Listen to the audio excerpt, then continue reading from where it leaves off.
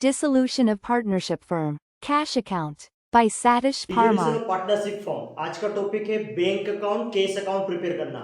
ये क्वेश्चन आपको रियलाइजेशन के साथ में प्रिपेयर करने के लिए आता है कि prepare realisation account and partners capital account and also prepare cash और बैंक अकाउंट। मतलब आज हम देखेंगे हाउ टू प्रिपेयर केस और बैंक, दोनों में से कुछ भी बनाने को आ सकता है आपको।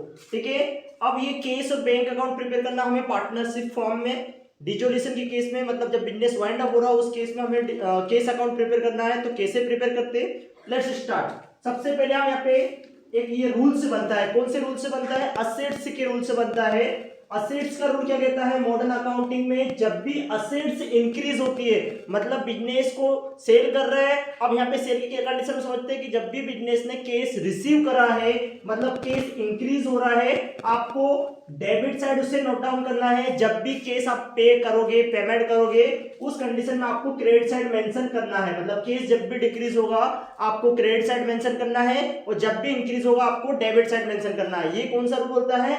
मॉडर्न अकाउंटिंग रूल, असेट्स का रूल। केस भी क्या है? एक टाइप की असेट्स है। अब इसकी बात करें फॉर्मेट की, तो टॉप में मिड में आपने लिख दिया केस और बैंक अकाउंट। पहला कॉलम हो गया आपका पर्टिकुलर अमाउंट, पर्टिकुलर अमाउंट। ये फॉर्मेट रहता है किसका? केस अकाउंट का। Particular amount, particular amount. ठीक है, अब बात करें हम इसमें क्या क्या नोट डाउन करने के लिए। सबसे पहले जो भी बिजनेस पार्टनरशिप डिसॉल्व हो रही है उसकी बैलेंस शीट आपको गिवन रहेगी क्वेश्चन में। तो लेफ्ट हैंड साइड डेबिट रहेगा, राइट हैंड साइड क्रेडिट रहेगा। अब जो बैलेंस शीट गिवन रहेगी, बात करें हम, है ना, ये डेबिट क्रेडिट किसका रहेगा? केस अकाउंट की फॉर्मेट की बात कर रहा था मैं। ठीक है, अब बैलेंस शीट गिवन रहेगी तो उसमें असेट्स और लायबिलिटी गिवन रहेगी। ठीक है, असेट्स में केस का बैलेंस गिवन रहेगा। ठीक है, तो वो आपको लिखना है केस या बैंक का जो भी बैलेंस गिवन रहेगा तो आपको लिखना है टू बैलेंस ब्रोट डाउन। कभी कभी क्वेश्चन में मेंशन रहता है कि जो बैंक का बैलेंस है क्रेडिट बैलेंस है, मतलब बैंक ओवरड्राफ्ट का बैलेंस है, तो आप उस केस में आपको बाय बैलेंस ब्रोट डाउन करना है। ठीक है, कब लिखोगे बाय बैलेंस ब्रोट डाउन? जब हमें हमारा बैंक का बैलेंस माइनस में है, उस कंडीशन में बाय बैलेंस ब्रोट डाउन होगा। नॉर्मली क्या होता है? टू बैलेंस ब्रोट डाउन होता है कि हमारे बैंक में अमाउंट है या हमारे पास केस अवेलेबल है तो हमें बैलेंस ब्रोट डाउन करना है। जो कभी भी केस का बैलेंस माइनस में नहीं रहता है, बाकी बैंक का बैलेंस, बैंक जो ओवरड्राफ्ट फैसिलिटी देती है उस केस में बैंक का माइनस बैलेंस रहता है। तो यदि माइनस बैलेंस है तो हम किस साइड लिखेंगे? उसको क्रेडिट साइड मेंशन करेंगे।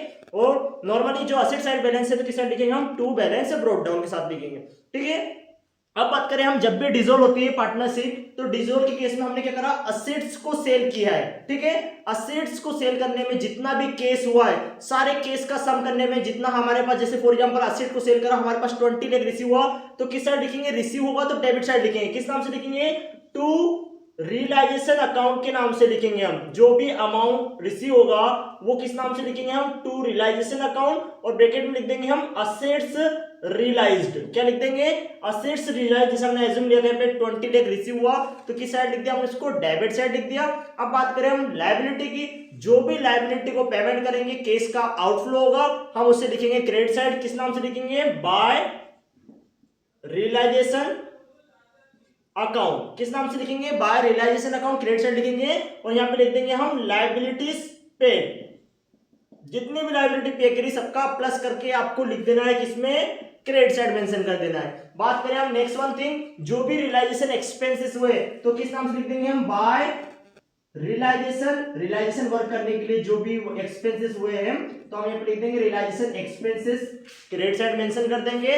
नेक्स्ट वन थिंग, जो भी पार्टनर्स का लोन है। अब पार्टनर्स, ये तो चीजें होगी इसकी रियलाइजेशन की। पार्टनर्स लोन को प्रिपेयर करने के लिए, पे करने के लिए हमने पार्टनर्स लोन अकाउंट बनाया था। अब लोन का पेमेंट किया है तो पेमेंट करेंगे किस साइड लिखेंगे? हम उस पार्टनर का, जैसे जो भी पार्टनर है पार्टनर का नाम मेंशन रहेगा, उस पार्टनर का नाम लिखना है आपको। जैसे मान लो हमने राम का पे कर दिया तो बाय राम्स लोन अकाउंट, मैं यहां पे लिख देता हूं बाय पार्टनर्स लोन अकाउंट।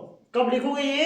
कि जब भी किसी पार्टनर के लोन का पेमेंट किया है आपको क्रेडिट साइड मेंशन करना है उस पार्टनर के नेम से बाय पार्टनर्स लोन अकाउंट। जितना भी लोन का पेमेंट करा है वो हम मेंशन कर देंगे क्रेडिट साइड। ठीक है, अब बात करें हम पार्टनर्स कैपिटल अकाउंट। इसके पहले हमने कैपिटल अकाउंट प्रिपेयर किया था, तो कैपिटल अकाउंट में यदि बैलेंस मानो डेबिट साइड आ रहा है, जैसे हमने पेमेंट कर रहा था, जैसे टू बैंक अकाउंट दिख रहे थे उसमें कि पार्टनर को पे कर रहा था, तो जब भी हम किसी पार्टनर को अमाउंट पे कर रहे हैं तो हम लिखेंगे किस साइड में, क्रेडिट साइड में, बाय पार्टनर्स कैपिटल अकाउंट। कब लिखेंगे कि जब पार्टनर का कैपिटल अकाउंट बना है और यदि किसी पार्टनर को हमने पेमेंट किया है, कौन सा, फाइनल सेटलमेंट का, कि हाँ ये पार्टनर का फाइनल आउटपुट है, वो बैलेंस हम क्रेडिट साइड लिख देंगे, किस साइड लिख देंगे, बाय पार्टनर्स कैपिटल अकाउंट के नाम से।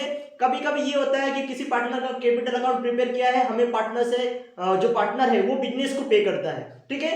यदि कोई पार्टनर अमाउंट लेके आ रहा है बिजनेस में अमाउंट सेटल करने के लिए, तो हम किस साइड लिखेंगे, टू साइड लिखेंगे, to partners capital account. Clear, ये कब लिखोगे टू साइड, जब amount brought by partner, amount brought by partner, brought in, ठीक है, अमाउंट ब्रॉड इन जब पार्टनर लेके आएगा तो आपको डेबिट साइड लिखना है, और अमाउंट पेड या विड्रॉ अमाउंट बाय पार्टनर, जो भी अमाउंट पे करेंगे हम वो लिखेंगे क्रेडिट साइड, ठीक है।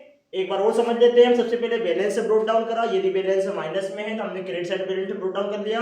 जो भी असेट रियलाइज हुई तो उसे हमने लिखा to side, debit side to realisation account से, असेट से जो भी अमाउंट आया, लायबिलिटी का पे करा तो बाय रियलाइजेशन अकाउंट, जो भी रियलाइजेशन एक्सपेंसेस पे करे हैं हमने वो अमाउंट हमने लिख दिया credit side by realisation account. इसके बाद हमने देखा पार्टनर का यदि कोई लोन है तो पार्टनर का लोन का अमाउंट जो पे करा हमने लिखा बाय पार्टनर्स लोन अकाउंट। इसके बाद हमने देखा पार्टनर्स कैपिटल की एडजस्टमेंट। पार्टनर्स कैपिटल में यदि बिजनेस ने पार्टनर को अमाउंट पे करा है तो हम लिखेंगे बाय पार्टनर्स कैपिटल अकाउंट। यदि किसी पार्टनर ने बिजनेस में अमाउंट इन करा है, पार्टनर अमाउंट लेके आया है सेटलमेंट के लिए, तो क्या लिखेंगे हम टू पार्टनर्स कैपिटल अकाउंट। इस टाइप से सारे ट्रांजेक्शन लिखने के बाद ऑटोमेटिकली जो केस है और बैंक का है बैलेंस ऑटोमेटिकली इक्वल हो जाएगा। किसी टाइप से बैलेंस रिक्वायरमेंट निकालने की रिक्वायरमेंट नहीं है।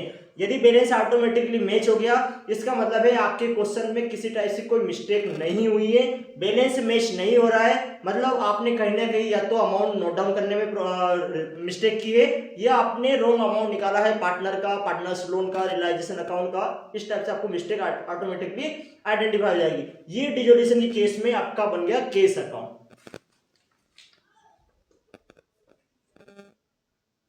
Thank you. Like, share, subscribe.